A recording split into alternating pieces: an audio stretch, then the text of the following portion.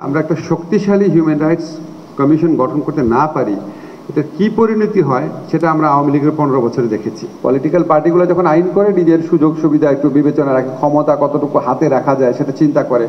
আমাদের চিন্তা হচ্ছে ক্ষমতা কতটুকু সরকারের কাছে না থেকে ইন্ডিপেন্ডেন্ট বডিগুলোর কাছে থাকে সেটা চিন্তা। যখন হিউম্যান রাইটস কমিশনের প্রথম কাজ হয় বাংলাদেশে, actually it started from, of course there had been demand from civil society, but at the same time UNDP actually extended their support. এবং আমার মনে আছে আমি ওদের প্রথম নিড অ্যাসেসমেন্টটা করেছিলাম ইউএনডিপির পক্ষ থেকে। তখন আমাদের কাছে মনে হয়েছিল যে আমাদের যে উচ্চ আদালতের ঘাটতি আছে, হিউম্যান রাইটস ভায়োলেশন হলে উচ্চ আদালতে সবার যাওয়ার সুযোগ হয় না, উচ্চ আদালত অনেক টাইম কনজিউমিং। এই জন্য একটা ডেডিকেটেড একটা ইনস্টিটিউশনস অফ অ্যাকাউন্টেবিলিটি প্রয়োজন হয়।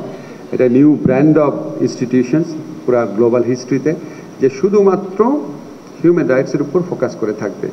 তো সেরকম একটা যাত্রা শুরু করার আমাদের একটা স্বপ্ন ছিল। হিউম্যান রাইটস কমিশন একদম শুরুটা খারাপ ছিল না, বিকজ তখন একটা অন্যরকম গভর্নমেন্ট ছিল।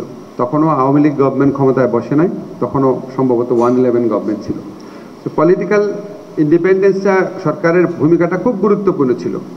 তারপরে আমরা দেখলাম যদি আমরা একটা শক্তিশালী হিউম্যান রাইটস কমিশন গঠন করতে না পারি, এটা কি পরিণতি হয় সেটা আমরা আওয়ামী লীগের 15 বছরে দেখেছি।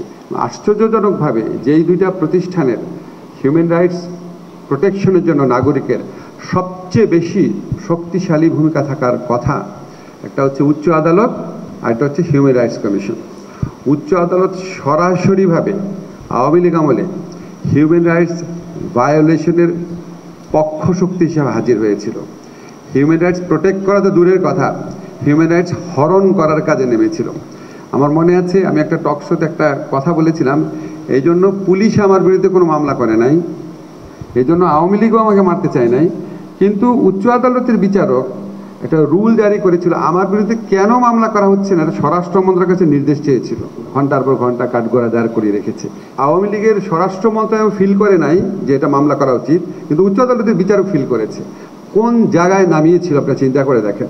আর হিউম্যান রাইটস কমিশনকেও, মানে হিউম্যান রাইটস কমিশনের বিউটিটা কি, হিউম্যান রাইটস কমিশনের প্রয়োজনীয়তা কি, এটা আমরা সম্পূর্ণ ভুলতে বসেছিলাম আওয়ামী লীগ আমলে হিউম্যান রাইটস কমিশনের কার্যকলাপ দেখে। যে আমরা হিউম্যান রাইটস কমিশন স্ট্যাবলিশ করে দিয়ে যাব, আমরা একটা বেঞ্চমার্ক স্থাপন করে দিয়ে যেতে চাই।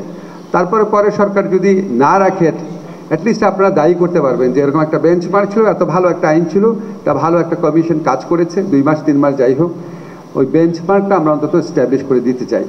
তবু আমরা আশাও করব যে আমরা যেই কাজটাই করছি, সংস্কারের কাজটা হিউম্যান রাইটস কমিশনের ক্ষেত্রে হোক, অন্য যে ক্ষেত্রে হোক, আমরা আগের যে কোনো সময়ের চেয়ে আশাবাদী 2টা কারণে।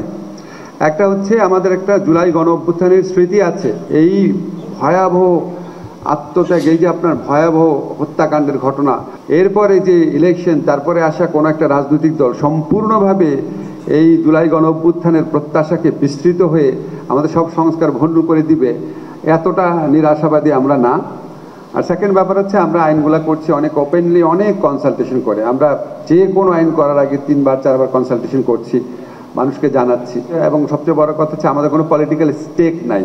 পলিটিক্যাল পার্টিগুলো যখন আইন করে নিজের সুযোগ সুবিধা একটু বিবেচনা রাখে, ক্ষমতা কতটুকু হাতে রাখা যায় সেটা চিন্তা করে। আমাদের চিন্তা হচ্ছে ক্ষমতা কতটুকু সরকারের কাছে না থেকে ইন্ডিপেন্ডেন্ট বডিগুলোর কাছে থাকে সেটা চিন্তা। কাজে আমরা স্বপ্ন দেখার মতো একটা সুযোগ সৃষ্টি হয়েছে, আশা করি সেই সুযোগ যতটা পারা যায় আমরা কাজে লাগাতে পারবো। আপনারা একদম ফ্র্যাঙ্কলি ফ্রিলি আমাদের এই আইন নিয়ে যখন ওপেন ওপিনিয়ন ও যখন আপনাদের ওপেন ডিসকাশন হবে, আপনারা আপনাদের মতামত জানাবেন, এবং আশা করি সবাই মিলে আমরা একটা ভালো একটা আইন করে দিতে পারবো।